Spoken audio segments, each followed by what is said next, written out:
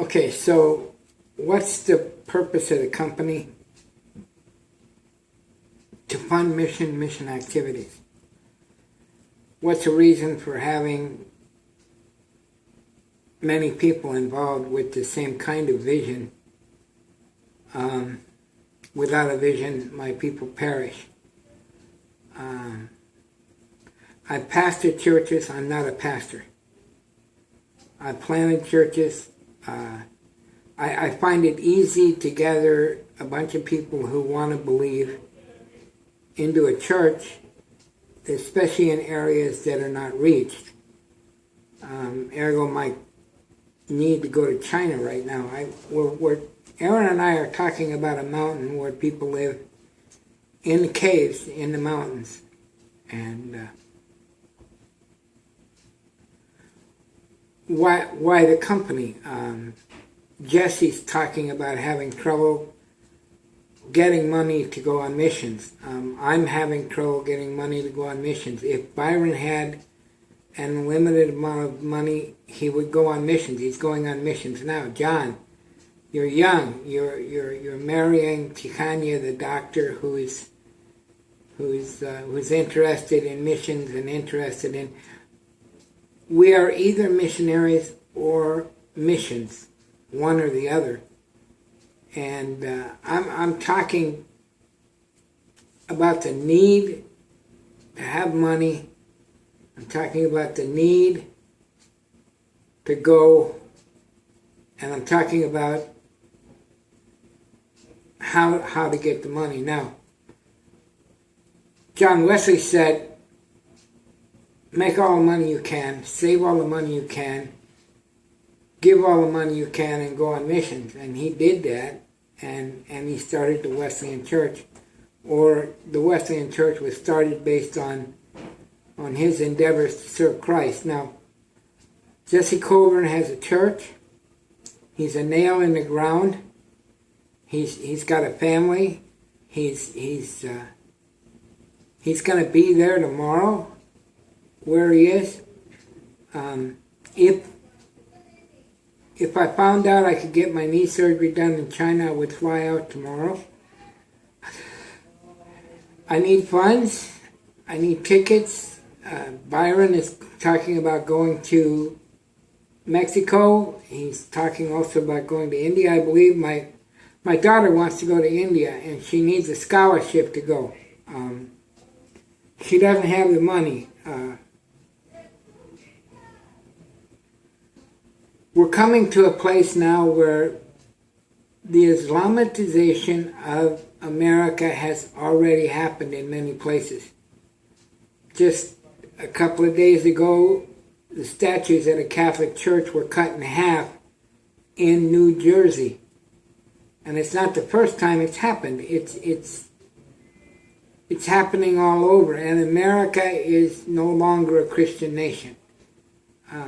At least that's what they want us to believe. And since Christians are more forgiving than any other group of people on earth, we have a tendency of letting them run over us rather than make a definitive stand.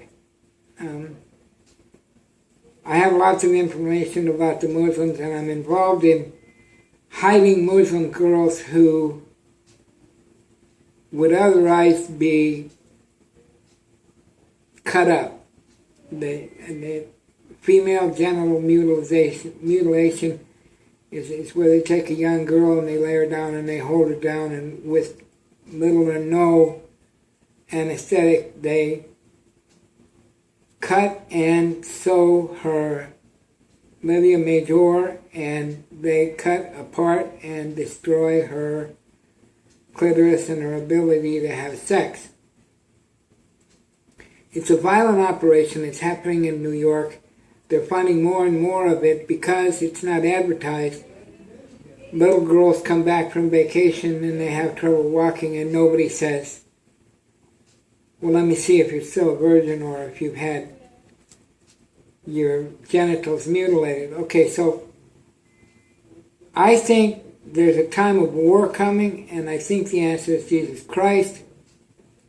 I served in the Marines, I served in the Army, and I didn't serve so that America could go the way it's going. I don't know what to do. I don't know what to do. Maybe you guys are much smarter than I and you know what to do. But I know that introducing Jesus changes the world. Introducing Jesus to bikers changes their lives. Introducing Jesus to drug addicts, introducing Jesus. I know that there are programs out there that apparently work without Jesus.